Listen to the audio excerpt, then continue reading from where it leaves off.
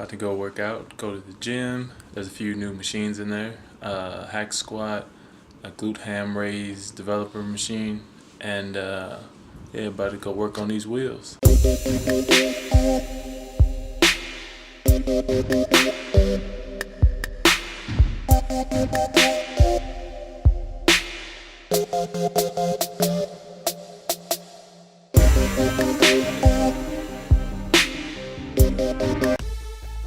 So after doing my 15-minute warm-up on the Stairmaster, I came over to one of the newer machines that we have in the gym, or in this particular gym, and that's the GHD machine.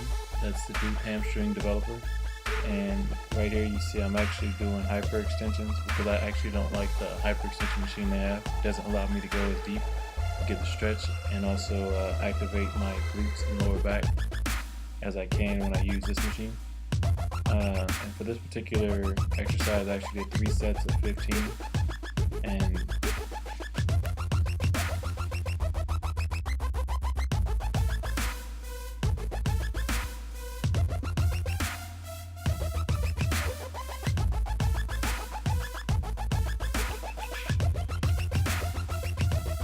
next, after doing the hyperextension, I actually go into the hamstring raise, and this is real good for isolating your hamstrings.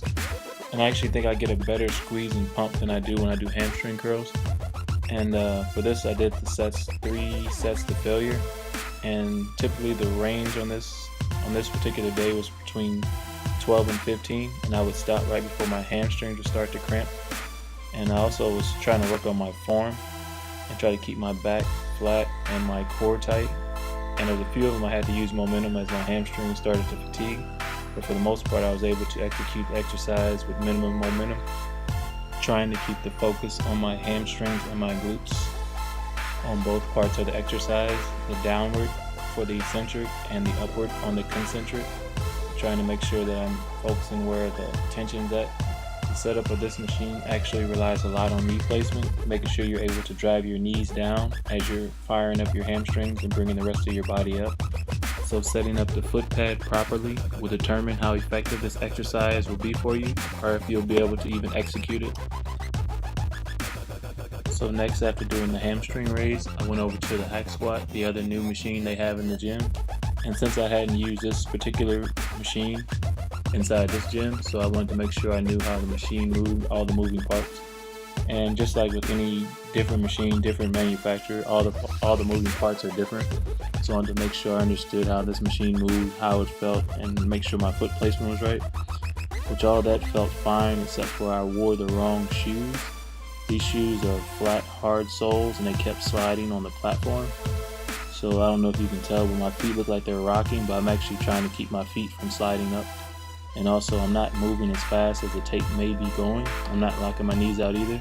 It's just I'm kind of playing around with this film editing, trying to get the different effects, and so I don't bore you with a mundane long set. I think that set was probably like 2 minutes. I did like maybe 20 reps, but I was actually slowing down the tempo.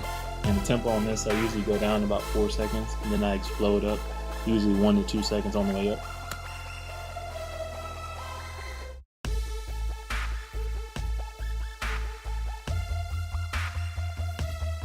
And just like I said earlier, this part of the footage has nothing to do with it zooming in and out. I'm not trying to get you to focus on anything. It's just me learning the visual effects of this program, and it looked kind of cool, so I did it.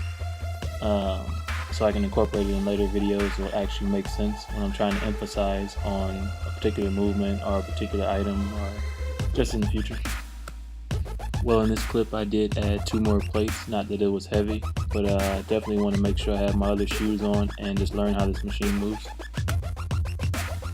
Next, after hack squat, I went over to the leg press, and for this particular night, it was actually cold in the gym, and I didn't actually go up to my normal weight, which is probably around 1200.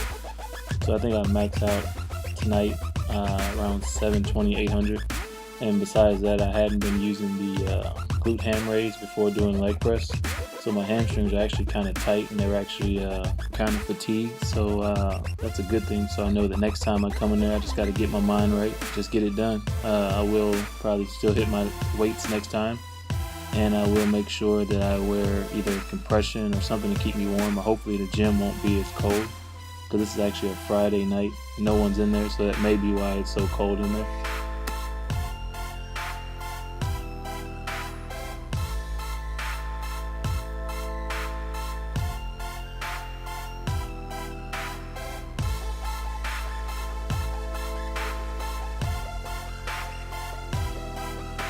Now we're at the last movement of the night, the leg extension, and I decided, since I couldn't keep my body temperature warm because of the temperature of the gym, I was just going to go ahead and rep out and use reps to keep my body warm. And I didn't want to use heavier weights just with my body being cold. I didn't want to risk pulling anything.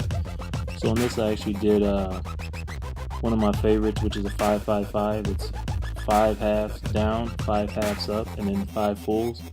And this really keeps the tension on the muscle and really get a nice burn out of this. And of course it warmed me up, so I didn't have to worry about being cold anymore.